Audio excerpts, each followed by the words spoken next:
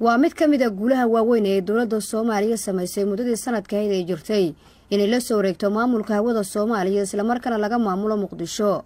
Ra'iisul Wasaaraha Xukuumadda Federaalka Soomaaliya Mudane Xasan Cali Khayre ayaa maanta kormeer ku tagay xarunta ay yaalaan qalabka maamulka hawada Soomaaliya si uu ugu kurgalo hanaanka u shaqeyso xaruntaasi.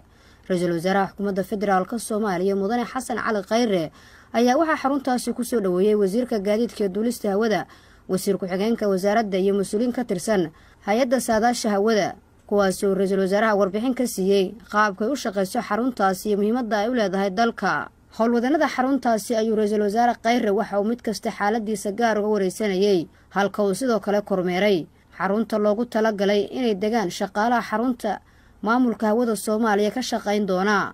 Magacaygu waa Cali Jaamac, waxaan ahay madaxa qaybta hagida diyaaradaha Soomaaliya.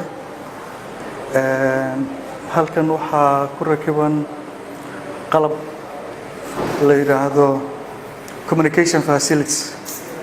Diyaaradaha lagu hadlo ama lagu hogaamiyo wuxuu ka kooban yahay 3 qaybood.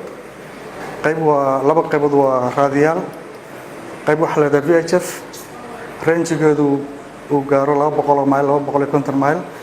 qayb waxa la yiraahdaa HF, waa qayb wadanka oo dhan communication-kiisu gaaro. qaybtaas waa HF-ka iyo raadiyaasha. qaybta kale waxa la yiraahdaa CBDLC, ADSC, waa latest technology loogu talagalay in looga gudbo isgaarsiinta raadiyaasha, gaar ahaan HF-ka oo kale oo had iyo goor communication-ka iyo duuliyaasha iyo controllers-ku ay dhibaato kala kulmaan ismaqalka marka la kala fogaado, because mararka qaarkood waxa laga wada hadlayaa 2,000 kilomitir 3,000 kilomitir meel ka fog ayaa laga wada hadlayaa. Marka CBDLC-ga iyo ADSC-gu waxa weeye latest technology oo loogu talagalay in communication facility-ga lagu sahlo wada hadalka diyaaradaha duuliyaasha iyo controllers-ka. Hawada Soomaaliya diyaarado aad u fara badan baa mara.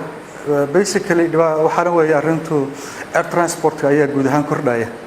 Soomaaliyana waxay ku jirtaa wadamada air transport aad u sii kordhaya sababtoo ah isku socod xagga dhulka oo yar ayaa keentay inay kororto xaddiga air transport ay koraan.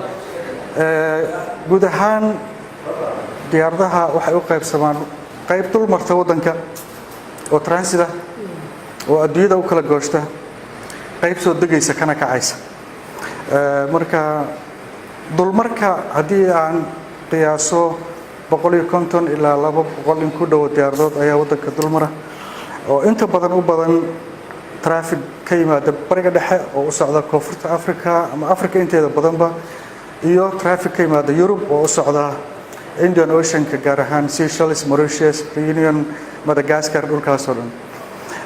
Traffic-ga kale waxa uu badan yahay traffic domestic la yiraahdo oo ah diyaaradaha wadanka soo dega kana kaca.